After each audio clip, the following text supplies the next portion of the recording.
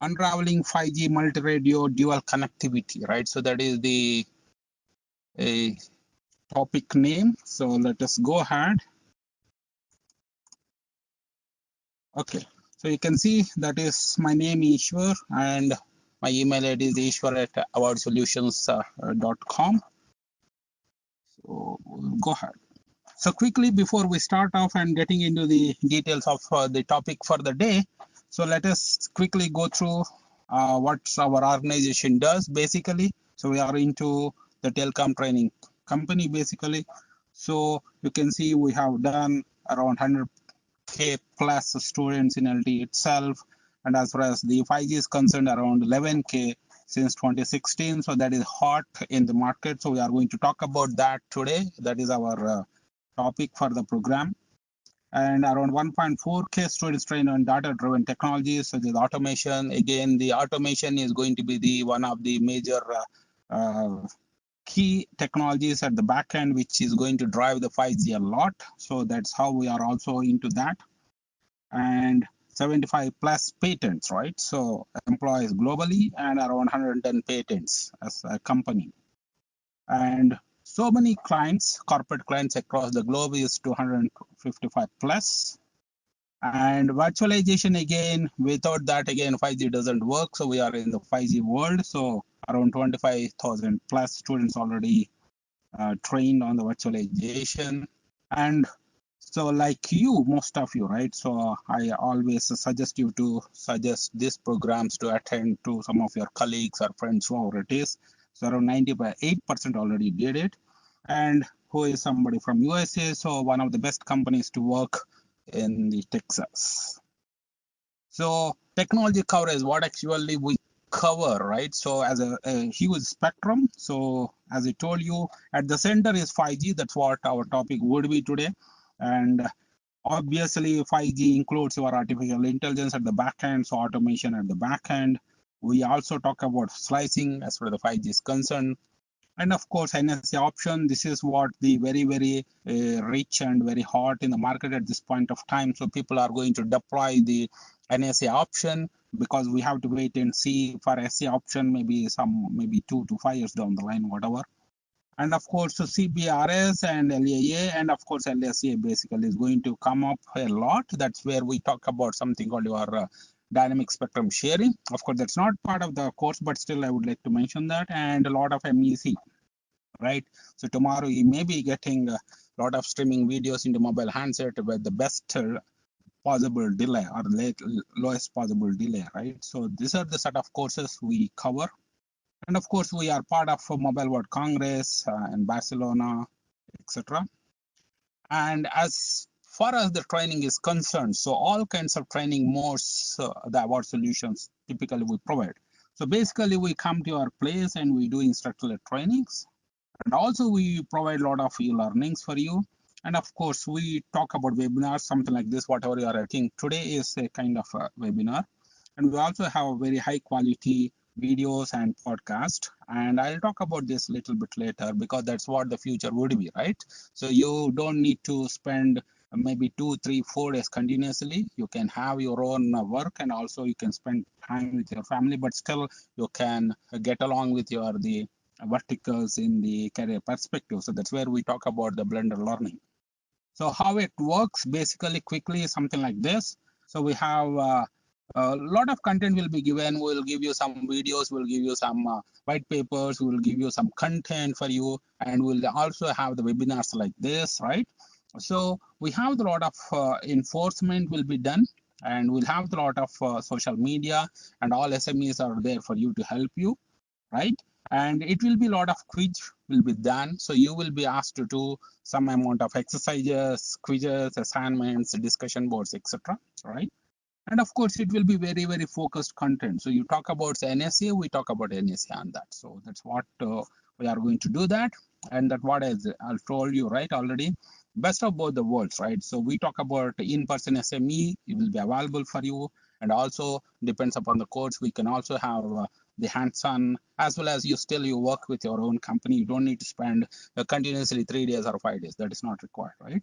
So that's the where the new philosophy is coming up, and we have a lot of courses. I all recommend you to just visit the awardsolution.com website for more and more details. So thanks in advance. So we appreciate your cooperation for not copying or not recording, not videography, etc. Thanks in advance for your cooperation. Okay, so in brief about me, so my name is Eshwar.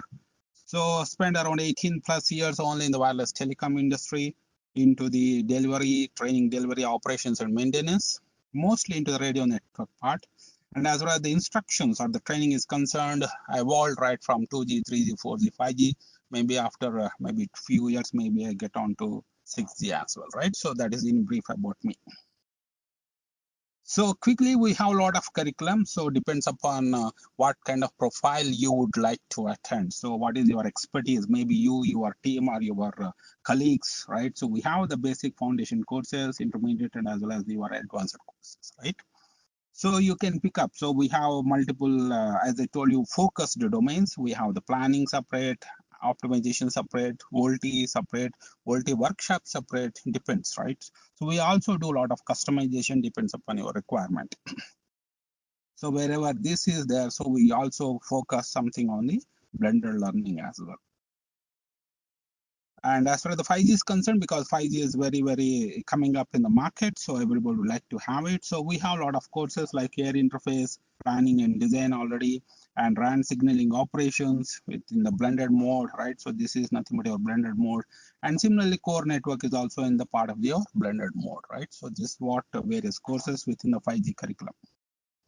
And definitely the virtualization is a order of the day. So it is not new, but yes, as far as the 5G is concerned, definitely virtualization becomes very, very important and mandatory. So we have quite a bunch of courses across the spectrum for all the three domains. And I would like to spend maybe a few seconds here because this is the future. Because the moment you say 5G, so what is happening at the back end is going to be this, right? So we talk about artificial intelligence, blockchain, and immersive technologies. But what our courses talks about is very, very specific to the telecom domain. So we take only telecom domain specific examples and workshops very much, because artificial intelligence, they are very generic, right? You can apply for any domain in the world. But our courses typically boil down to the telecom world. So because you are coming from the telecom world, so we have everything under telecom, right? It could be Python, it could be manipulation workshops, visualization workshop, everything with respect. For example, I can give you one example before I go further is, say, customer churn, for example, right? So you can decide whether the customer will be there or not, something like that. So where your artificial intelligence comes into the picture. So that's the kind of courses we have here. Right, so I encourage all of you just visit awardsolutions.com and info@awardsolutions.com for any further details and more insights into what actually award does. Okay, so let's get into the again, so whoever probably would have joined just a little bit late. So just we are starting now. So this is the topic for the day is multi-radio dual connectivity. Very interesting, right? So that we'll try to focus on the 5G perspective. So most of you may be knowing the dual connectivity, also may be knowing bit of multi-radio, but we'll try to mix these two components and say that how it would be relevant and useful for the 5G. Of course, taking the session from the LTE perspective onwards. So this is where we are going to start our topic for the day, right? So this is where it is. Now, what actually we are going to do, first let us understand very clearly what is dual connectivity. It's a very interesting philosophy. So there are also people talking about multi-connectivity, but that is a little bit later. But at this point of time, it's going to be dual connectivity, right? So two base stations are actually serving a particular handset, that what typically at a very high level. But we will see the advantages as well, how it works technically, and what are the architectural options, and as well as the deployment. So where this is the place we talk about SCA, NSCA, right? So NSCA is going to be the order of the day.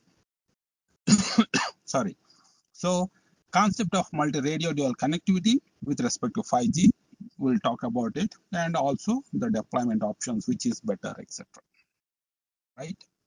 So now let us go what actually what is your so-called dual connectivity.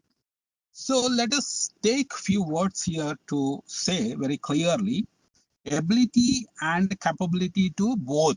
We have to transmit and we have to receive. This is very interesting as far as the telecom is concerned, right? Because the transmission philosophy is different, reception philosophies are different, right? So we should able to transmit and receive. And here you can see two streams of data packets from two radios. This is important point I'm highlighting here with my marker simultaneously at the same point of time. So this is where your actual dual connectivity comes into the picture. Now, having said that, let us understand the diagram or the slide. So there is something called your master node. MN in this particular set of slides, we talk about master, and SN is nothing but your secondary, right? So that is the nomenclature we are following in this particular section. So now we have a master node, we have a secondary node, right? So what actually master node does, what actually secondary node does, and how these two are getting connected, right? So that's what is going to be another interesting thing. So prior to that, you can see here, so I put the color in the blue, that is F1 carrier, and red color typically going to be the F2 carrier. So two different carriers. So the moment you say two different carriers, so you should able to recollect, right? We talked a lot in your LDA, for example, say, oh, is it could be something similar to carrier aggregation?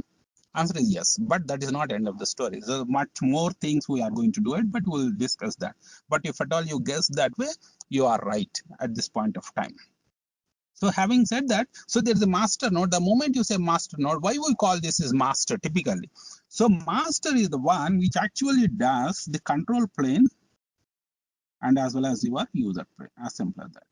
So because the moment you say telecom industry, right? So we typically talk about two interesting things, right? What is my control plane? What is my user plane? What is my control plane delay? What is my user plane delay? So this is throughout the telecom world, particularly in the radio network, we talk a lot about it, right? So master node does both typically. Secondary node typically, right? Some example, you see, don't say that it's always small cell. It's in just an example. Could be small cell where I have another frequency, F2, for example, and I'm going to send some additional packets through F2 to the same subscriber. That's where we talk about here. You can see here the yellow line and the red line, right, to the UE. So we are sending the data from the master node, and also we are sending the data from the secondary node. Why it is called secondary? Why it is called master? So the master node, which actually controls the complete the call path, right? So it will add secondary node is responsibilities of the master node. That's why it's called master node. So when to add a secondary node, when to remove a secondary node, what conditions we have to add and remove the secondary node is all controlled and managed by our master node. So that is why it is called the actual master node. So a lot of controlling information would typically go on to that. So with this introduction, so we understood that a particular subscriber or an handset or a UE typically can receive two different data streams, right?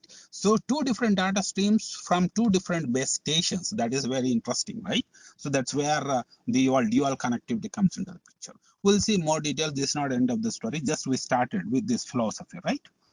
Now let us understand a little bit more detail. So we talk about, you can see on the top of the slide, dual connectivity concept 1, 2, and 3, and we'll combine all of this and we'll say what final it would be, right? So now here you can see the master node, right, can work with multiple carriers, which we all know, right? F1, F2, F3, whatever, depends upon the frequencies, the coverage would obviously will change. Similarly, for the secondary node, you can see here, right? So with that, so we can also know something called the, because we work with multiple frequencies, so we say it is the master cell group. It is nothing new, it is coming from LTE philosophy. We have a master cell group. Similarly, we can also have the secondary cell group. That is nothing but the set of frequencies which we work with. Obviously, we have something called the primary here. We also have the secondary one, secondary two, etc. independently for master and as well as the secondary. That's fine. That is point number one. So that what we call the group of frequencies or the group of cells, right? Then obviously P is always primary component carrier and CA, that's what I said just prior to this slide. With primary and secondary cell, I can obviously have my carrier aggregation. So if this is new, definitely not, because from release 10 onwards, we are talking a lot about the carrier aggregation, right? So we do have carrier aggregation here. So we can have carrier aggregation independently for primary. We can also have the carrier aggregation independently for secondary. So that is the one of the basis or the dual connectivity comes into the picture. Now, master node or the master cell group can push some data to the subscribers. Similarly, the secondary cell group, right, also can push certain amount of the data to the subscriber. That's where your dual connectivity comes into the picture, right? Okay, so now the second concept is something like this. So concept one, we have the master and secondary cell group. That is the concept number one. What is second concept is something like this. We have some core network, right? So at this point of time, I'm referring to LTE perspective, and I'll come to our 4G, I'll come to 5G little bit later. So we have the signaling component in this particular slide we are talking about. So we have signaling core network, and we have the SRBs 1 and 2 to the subscriber, and secondary node we have the SRB 3. And so most of you just recollect, we have SRB 0, 1, 2, and 3, right? So typically when you talk about a secondary node, SRB 2, SRB 3 will come into the picture. And SRB 1 and 2, typically, which is coming from the legacy LTE, right? So now configure data bearer. This is important. I want your attention over here. So that's what I said. The master will actually responsible for everything, right? That's why it is configuring the data bearer for both master and the secondary. That's where this fellow is actually very, very having more and more control and more power typically, right? It can control which secondary node to add, when to remove, and how much data to be sent through the secondary node. All these things will be controlled and managed by whom? By the master node. That's number one. That's what we said here. You see, control connectivity and mobility. This is very, very important. So just remember this word mobility. We'll talk and I'll map a little bit later as well. And supports also split RRC. So RRC messages, because RRC message also should be sent to my secondary node. That's where your the SRB3 will be getting attached, right, or getting allocated, right? So that's where you will talk about the split RRC, and information will go through your, this is your X2 interface. If you just recollect X2C and X2U, control plane for your the signaling, and user plane for your user packets will go through your the forwarding tunnel. Right, that's what we said here. So forwarding SCG and split SCG bearer information through your the forwarding tunnel between the master and secondary node. Because we are referring to LTE at this point of time, that would be your X2 interface. Straightforward, simple, no confusion there. Now, having said this, what secondary node does for you, right? So whatever forwarding packets coming from the forwarding tunnel, which is nothing but typically your X2C interface as far as the packets are concerned, and that will be sent, received by a secondary node and sent to the subscriber. That what here, data bearer configuration, information to the master node, and also handles the handovers between the both of them. Right, so this is the concept number two. Quickly, I'll go to the previous slide. So we talked about there could be a master cell group, there is a secondary cell group, point number one. Number two is what happens to my signaling? So who is controlling my signaling? So am I taking the help of X2 interface? Answer is yes, right? So that's where you are actually showing in the slide as well, right? So using your X2 interface, I am going to forward the signaling and as well as the user plane packets between the master and the secondary node. Okay, so now this concept number three, this is where something interesting comes here.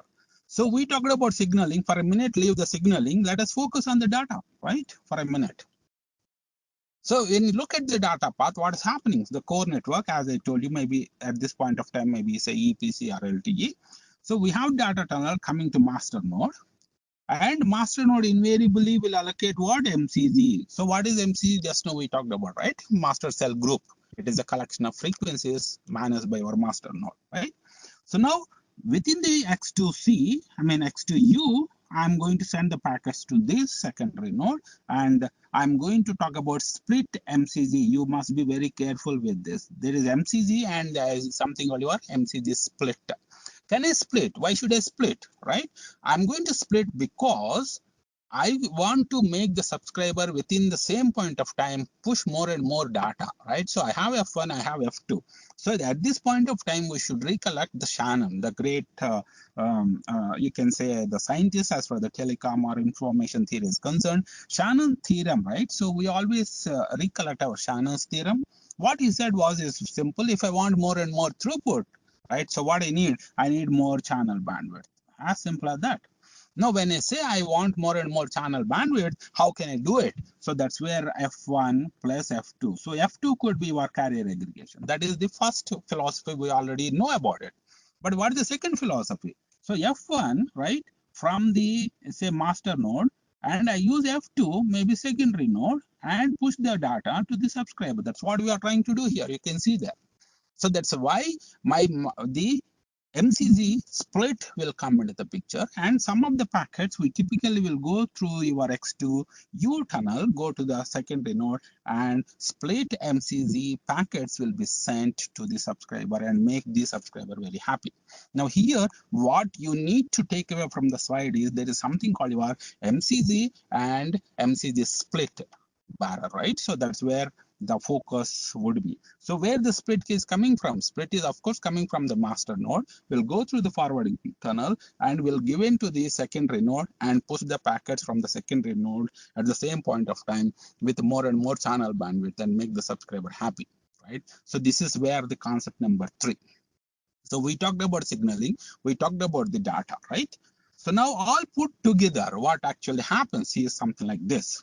So we have the concept 4, right? So here, the secondary node is actually getting the packets, right, from the core network. That's what we have a SCZ barrier. Secondary cell group. Where is secondary cell group? The secondary node. Secondary node where the core network is getting connected for the secondary node and get the packets and push the packets directly from the secondary node to the subscriber, right? So this is where interesting things comes into the picture, right? So we talked about the master split, master cell group split. Now you might get a question, oh, okay, secondary cell group data which is coming, can I split? Yes, we showed in the diagram. So some of the packets can also split and I can push it through the master node as well, because actual packets are coming from core network to the secondary node, right? I may get suppose 1,000 packets. What can I do? I can split say 500 from the secondary node, maybe another 500 from the master node, or whatever, 600, 400, just an example, whatever. But can I do the splitting? Answer is yes, right? So this is where the master cell group, secondary cell group, number 1, master cell group split and secondary cell group split as far as the user plane is concerned, right? So that's what we are actually showing. Now, I want your attention to this point here. We said DC capable UE, right? So the UE should able to have the DC connectivity, dual connectivity, right? 2 different radios. The radios could be 2 different frequencies, and radios could be 2 different technologies. That's where your multi-rad comes into the picture. So when I say multi-rad, so 2 different technologies means what? Basically, it could be LTE or 4G in a simple way, right? Or it could be 5G. It could be 5G NR in future, right? So that's all possible. So user equipment or the handset typically should able to have the both the radios, and yes, I can tune to my 5G. I can also tune to my so LTE, and I should able to receive the packets and make the subscriber happy for a specific kind of applications, right? It could be 5G, it could be 4G, whatever, right? So that is the typical concept basically. So we talked about signaling plane, we talked about the data plane. In the data plane, master cell group split, secondary cell group split, right? So with these 4 concepts, let's go ahead and see what actually we can do. So the idea is something like this. Why should I talk about dual connectivity? What's a big deal, right? So we should understand the very interesting things, right? So the one of the very important the dual connectivity advantage is I'm not writing in order, I'm writing randomly. The number 1 is load balancing. So what do you mean by that? So I have say master node, for example, I have secondary node. These 2 load balancing can be done between these 2 base stations, right? It could be E node B, G node B, or both E node B, whatever. So this is very, very important, because if you don't do the load balancing, obviously your the subscribers may not get the data and may move out of the service initially, and they may move out of the operator as well, right? So that's where your telecom customer churn will come into the picture. So we try to avoid it. So we are going to balance the load, right? Balancing the load have multiple ways. It could be spatial, it could be temporal, right? So varieties of ways we can do it, but the idea is, can I take the advantage of dual connectivity for load balancing? Answer is yes. That is number one. Number two is something like this, right? So can I increase the capacity? So capacity is very interesting word, right? Capacity could be user capacity, capacity could be throughput capacity. So can I give more and more throughput? Answer is yes, right? Because I have F1 and F2, I can push more and more data. And can I support more subscribers? Answer is yes, right? So in both the ways, I can use the user capacity and throughput capacity.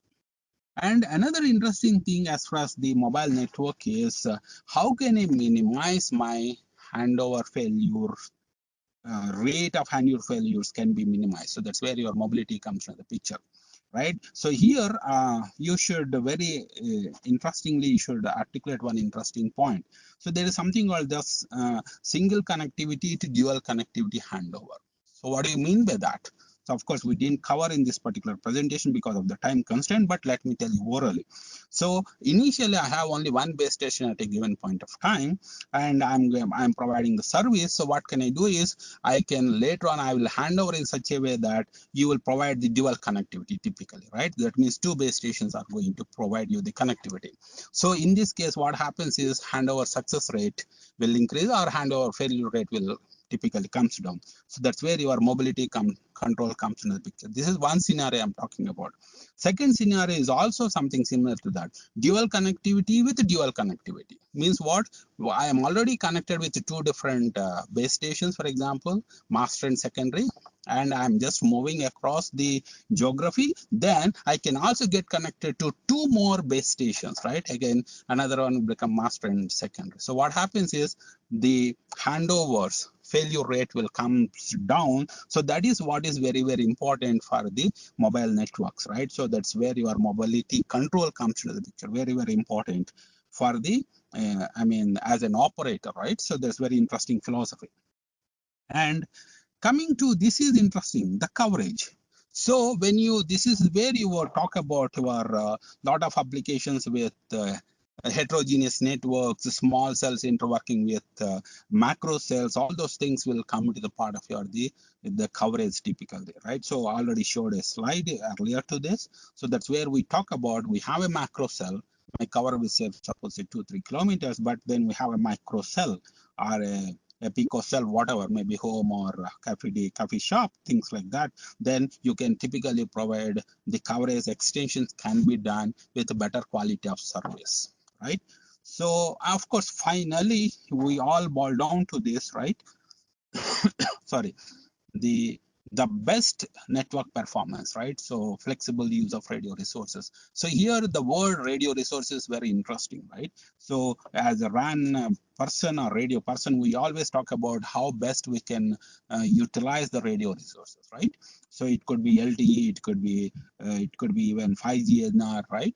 So we make sure that radio resources should never get wasted, right? For which we also plan the network. We also make sure that take the advantage of dual connectivity and stating that, so one base station is loaded, so I'll offload to another base station. It could be Wi-Fi offloading, doesn't matter, but the philosophy is typically a part of the dual connectivity comes into the picture over there, right? So now, quickly, when you talk about dual connectivity, so you are connecting with two different base stations, but I'll see a little bit later how they are different. But at this point of time, when I say I'm connecting with two different base stations, so what is the gain I'm going to get, right? So these are all the different gains I'm going to get. I can get better coverage. I can get better load balancing between the base stations or the towers or whatever, and also you can get your the capacity and throughput, and finally also can have a better mobility control. Nothing but your handover failure rate can be minimized, right? or handover success rate can be increased, whatever. So these are all the interesting things, right? So that's where we talk about the dual connectivity. So having said this, so is it a new philosophy? Definitely not, it is already there. But we are extending the same component or the concept or the philosophy to the next generation networks, that is nothing but your 5G. I'll just pause for a few seconds. Maybe if you have any questions, maybe you can just put in the chat. Otherwise, after pause a few seconds, I'll just take the discussion further. So now, as I already told you, so as far as the dual connectivity is concerned, is it there in LTE? Answer is yes, right? So that's what we started with release 12. So it could be intra-frequency, interfrequency using licensed spectrum. This is another interesting philosophy coming up in the world, right? So can you use licensed spectrum? Yes, it is. Can you use unlicensed spectrum? Yes, it is, right? So there's both philosophies are already available in the market. That's where we are talking about. But are they are talking with respect to carrier aggregation and two different base stations, dual connectivity? Yes, it is. And in the case of release 13, so they said, okay, WLAN ring, that's what I told you, right? So this is where the unlicensed spectrum comes into the picture. Licensed assisted, so that's a new word, that what they talked about in release 13. Typically in the case of downlink only, nothing much of work has been done in the uplink. And of course, similarly, in the case of LWLA, in both uplink and downlink in the release 14. So that is a kind of history at this point of time. But now let us see what is going to happen in the future. So, okay. Focus on NSA RS's control plane for air interface is supposed to take only from master node as secondary node only, DRB only, or it's only depend on NSA deployment options or RRC on SN. Okay. Okay, so just can you wait for a few seconds? Okay, so but quickly my answer would be something like this. So this is going to be more to do with respect to the master node. Focus on NSA option, yes it is. Air interface is supposed to take only from master node, SN only, DRB data only, or only depend on NSA deployment options, or RRC on SN. Of course, RRCSN is nothing but your SRB3. I already showed you in the slide. That is still possible, but most of the time it will be the master node is going to have the control for the kind of deployment in the case of NSA bit typically. Or anyway, I'll have some discussion. If you are okay with the answer, that's fine. Otherwise, we'll have more and more discussion coming further. Okay, so now let us see what is happening at the release 15 typically, right? So multi-radio, that's where I said, so dual connectivity, right? So now dual connectivity, we understand, so why it is multi-radio typically, right? So one radio is going to be our the 4G LTE, another one going to be our 5G NR typically. So that's where we talk about, there are multiple options. So 4G means obviously your E Ultra, and 5G could be.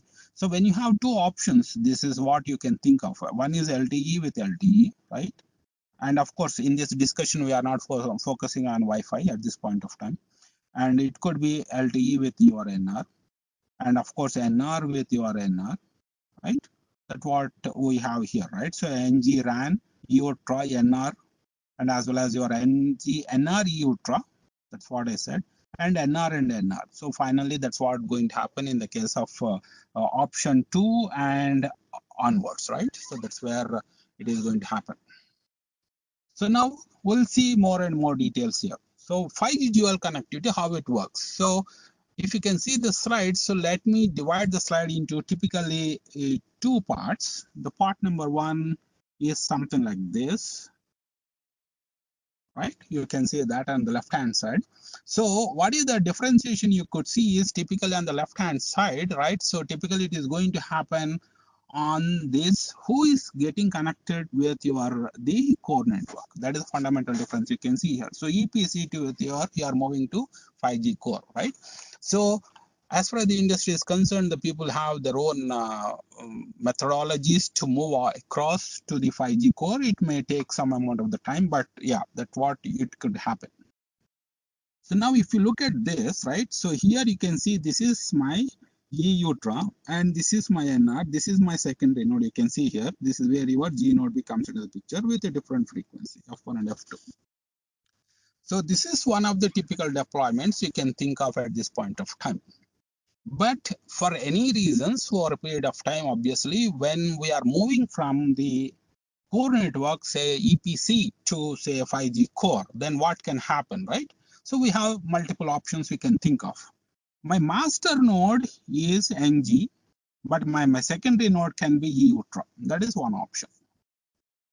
Another option is my master node is NR and secondary node is E ultra, right, for dual connectivity. And finally, we land up over here. So both are NR, right? So this is finally what is going to happen over a period of time. So now having said that, so what we are trying to do here is either the way, whether you are getting connected to the 5G core, whether you are getting connected to the EPC, right? So the philosophy is we are talking about at the radio side, am I getting connected with two different carriers? Answer is yes. That's what you could see here. This is one base station. When I say one base station, typically I'm referring to one scheduler, right? I'll talk a little bit later. This is another scheduler, right? Where is the scheduler? Typically in the MAC layer, right? So if you have a different scheduler, the E node B is sending the packets from one scheduler, and G node B is sending the packets to the subscriber with another the scheduler. So two different schedulers is where your dual connectivity component or the philosophy comes into the picture. Otherwise, we don't say that. If it is coming from the same scheduler, then we simply say carrier aggregation that we know, which was there in the release 10. But when you come to the next right side of my diagram, right, which I put arrow mark there, so my core network is moving to 5G core typically. So invariably, when I started my discussion, I did mention the moment is a 5G core, it's more to do with the virtualization, cloud philosophy, SDA and NFA, all those things come into the picture, right? So now here, what you could see here is, of course, the interfaces will change. You can see here XN interface. XN interface is nothing but when the core network is 5G core and when G node B is available, then G node B is connecting to another G node B, or G node B is connecting to enhanced G node B, right? That's where your XN interface comes in the picture. But if you see the left hand side, we will still show as your X2 interface. That is a fundamental difference, as most of you know about it. So now having said that, so master node will be enhanced NG node B, right? So these two are actually trying to serve the subscriber with two different again scheduler. One scheduler is here, one scheduler is here. The same thing here, and one scheduler here, another scheduler here, and one scheduler is coming from G node B, another scheduler coming from the another G node B. Right? So this is where your dual connectivity comes into the picture. But here one point you need to highlight here is when I say dual connectivity, the dual connectivity is coming from the radio perspective. There is nothing to do with the core network, because the core network has no idea what radio is all about, right? So that's where your dual connectivity architecture, multiple options. Now we'll see a little bit later. So this is where I said I'll come back. This is very, very important. I need all of your attention as well. So fundamentally, let us try to understand the difference between the carrier aggregation and the dual connectivity, right? So as I told you, there is a base station. It could be your E node B, for example, in the case of LTE, no problem. And so if you are talking about, right, so this we are showing in this particular example as G node B, because we are referring to your SDAP, right? So now the question is, so whether 5G supports carrier aggregation or not, again, answer is yes, right? So like the LTE, we also do support carrier aggregation even in 5G. But the topic for the today is how these two are different.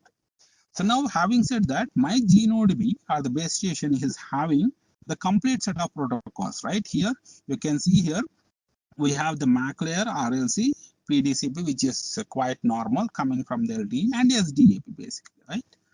So that is what your service description adaptation protocol, SDAP. So this is where typically this fellow provides the quality of service per packet by packet or PDO session by PDO session. Or actually in 5G it is service flow by service flow. When I'm providing a specific quality of service, accordingly my PDCP, which is actually going to do what? ROHC, for example, robust header compression, etc. for the packets, push it to RLC and push it to the MAC. So the MAC is very important. So where I said the scheduler actually, right, is part of my MAC typically, if you understand.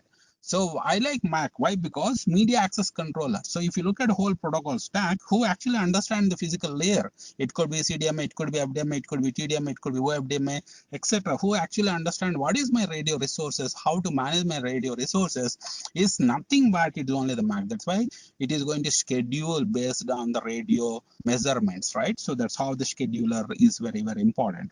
So now what actually we do here is, so all the packets come up to the MAC layer. Now MAC knows, oh, I can have two different carriers, F1 and F2. Then what I do, I put based on the load balancing or based on the RSRP measurements, etc., etc. I'm going to put onto two different carriers. You can see the packet 1 and the packet 2 going on F1 and F2 and put onto my subscriber or the UE.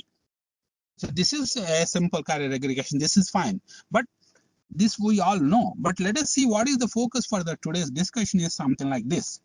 So we have the master node, we have the secondary node, right?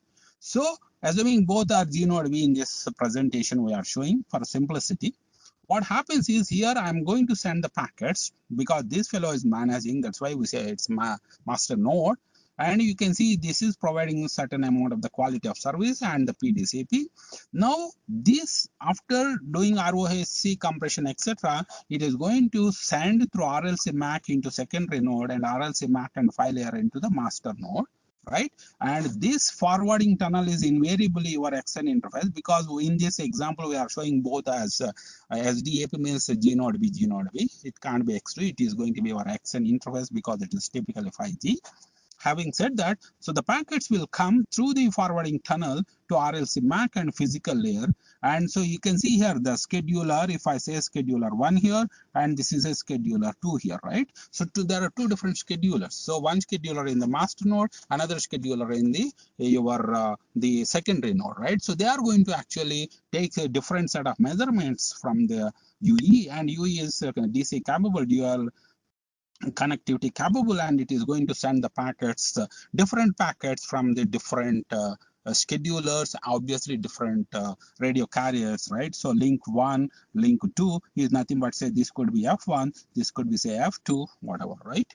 So this is fundamental difference as far as the dual connectivities comes into the picture, right? So the schedulers are two. Scheduler is not one. If you compare with the left side diagram, you can see there is only one single scheduler because there is only one single MAC, right? The MAC understand the radio. That is what I said, media access controller. Access is nothing but OFDM access here. Then I know there are two different carriers, F1 and F2. I know how I am going to access it, and I'm going to push the packets to the two different physical layers with two different carriers. Scheduler is one, I repeat again. But when it comes to the dual connectivity, name itself talks about it, right? Dual connectivity means there are two different MAC from both the master and the secondary node, and they are going to schedule the data based on the radios, that what we say link 1 and link 2 or F1 and F2 for the simplicity, and I'm going to push the data.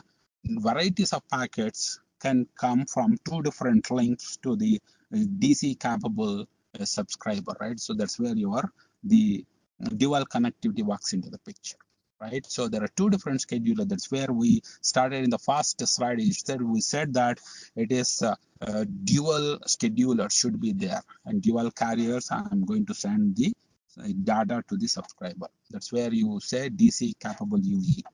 Now the DC could be LTE with 5G or 5G, whatever. But in this example, because we are showing SDAP, typically we have taken a simple example to understand is both of them are 5G capable. Okay. So now this is, I think my friend is asking, so this is what we are talking about. So now there are multiple options, right? Sorry. So when you talk about multiple options, so option 3x, right? So there are option 3 and option 3a and option 3x. And most of the operators, I came to know that from my friends, typically may go with option 3x. Then invariably, over a period of time, they may go on to the option 2. There are multiple reasons why they do it, but yeah, that's what typically you can think of. Again, let me draw a line over here. So this is typically your EPC and E node B, master node, G node B, secondary node, and you are getting the packets. And you can see here, this is the data plane. This is also data plane, but control plane is coming to your my eNodeB, right? And of course, send the package through my your actual X2 interface and make the subscriber happy. So this is the option 3x typically, E and DC we say. Now, what the operator would do is operator slowly moving to the core network. He's moving to your network functions. We write network function is nothing but your 5G core, right? 5G core network will be all virtualized. That where we say network functions. So now we have the node B master node and we have the G node B, which is secondary node. You can see the difference here, N2 interface and N3 interface. So if somebody is new, so N2 is typically control plane, N3 is going to be the user plane if somebody is attending for the first time as far as the 5G core network is concerned. These are the new interface names given. Something similar to our S1U and S1MM. S1MM is control plane, S1U is your user plane, right? So here we say N3 for user plane and N2 for your the control plane. And of course, send the packets to the subscriber. This is one of the option, we'll say option 7x. Because what I have done is, if you observe here, so my radio part, let me change the color for simplicity. Let me take maybe green. My radio part here and here is exactly same if you observe carefully. My E node B is master node, E node B is my master node, and G node B my secondary node. But what the operator would have done is they simply changed my core network from the EPC core to the 5G core. Keeping everything the radio side is same, no change, right? So that is the first option, could be one of the options. We are not discussing all the varieties of options, but one of the options where operator might prefer to go. After doing this, so you can observe here, my E node B, which was master here, slowly what we are trying to do, E node B becoming secondary, you can see that, and my G node B become master. Remaining things remain the same, right? So here you can see that. So where my G node B was secondary, now I made G node B as the master. And finally, we talk about the option 2, where both the radios only going to be the 5G NR, right? So this will be either the way, it doesn't matter. But anyway, so this is going to be G node B. This is also going to be G node B, both 5G, right? This is also 5G. This is where my finally I have to land up over here from the existing option here. So option 3, 3A and 3X to your option 2 could be via 7, then via 4. Because if I want to modify the radio, I need the spectrum requirement, right? But if I want to modify the core network, probably some operators would do that, probably saying that, okay, I can put everything, my EPC onto the cloud or virtualization. That's where my network function will come into the picture. My radio side, I have not changed anything. I kept everything is same radio and I moved. That's where your option 7x comes into the picture. Then once option 7x comes, what would be the best option is, okay, let me take my E node B, which was LTE as secondary, and make my G node B as my primary. Then finally, I'll go down to both is going to be my 5G NR. So that's what going to happen here. Okay, so there is a question. Does it is same concept as LTE dual connectivity? There was a question.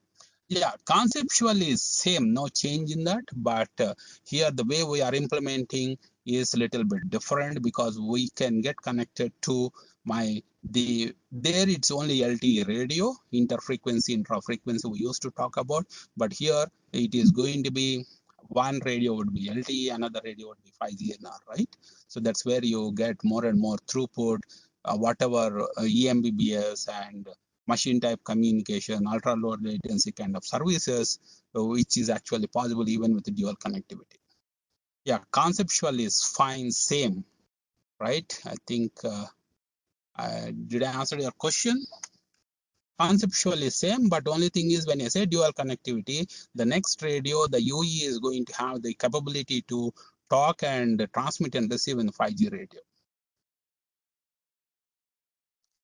Okay, so you can just put in when some more questions if you have. Let me go further.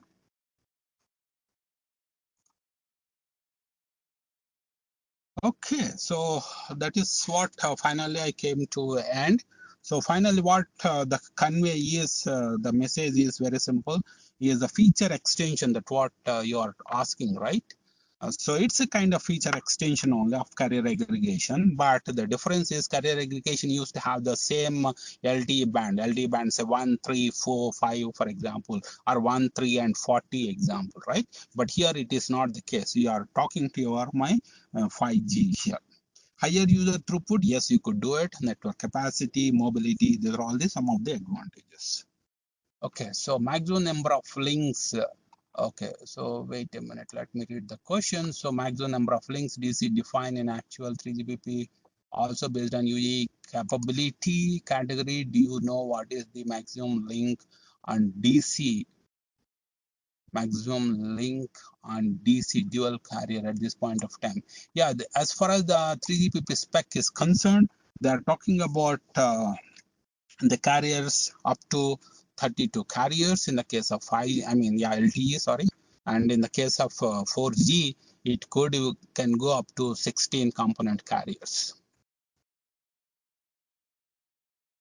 So, okay, so I think I answered the question. So in 5G, can you talk to two or more nodes like in 3G? Okay. So at this point of time, it is dual connectivity, but we have to wait and see. Maybe in release 16, they may talk about multi-connectivity. Still, no spec has been frozen so far. That is the reason we simply say till now it is multi-RAT dual connectivity. So we are going to talk to two base stations at this point of time, but there are some things might come up, but at this point of time, nothing has been frozen. What is the PUSA format would be used? Oh, okay. So this is a little bit apart from this particular topic. What is the PUSA format would be used? So I don't know what exactly you are asking for. Are you referring to NSA? Are you referring to 5GNR or typical LTE?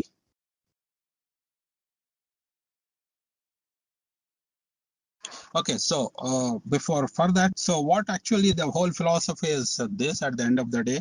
So enabling DC provides better spectral efficiency, right? What is the PSC format would be used for 5G NR? Is this only 5G NR or are you referring to, okay, so there are DCI formats 000110 has been defined. So it depends upon the requirement, you can use it. If I understand your question correctly, that is my answer.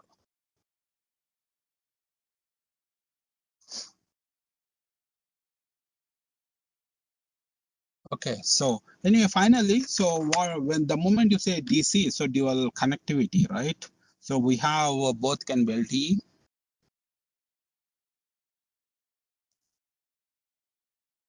and for UCI. UCI, what exactly you meant? I'm sorry, I didn't get what exactly your question is all about.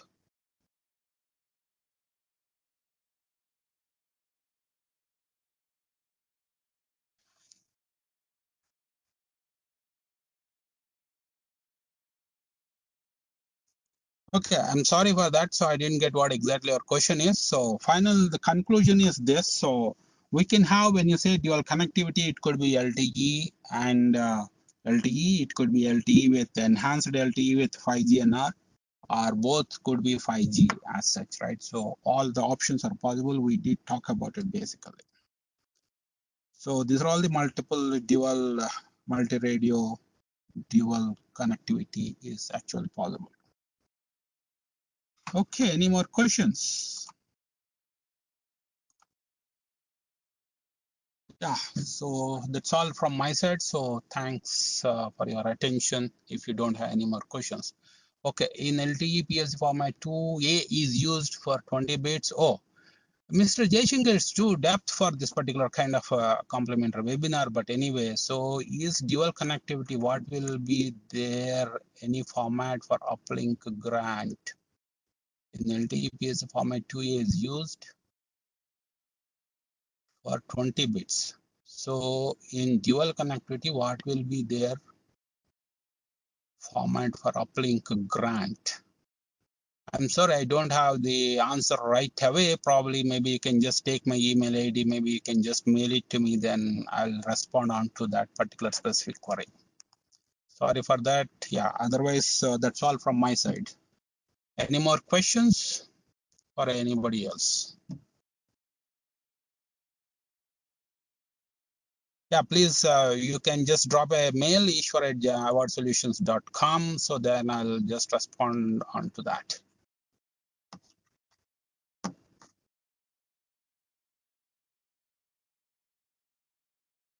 Okay, so otherwise, so thanks for your time. So that is a small complimentary webinar. I still suggest, encourage all of you to visit awardsolutions.com website.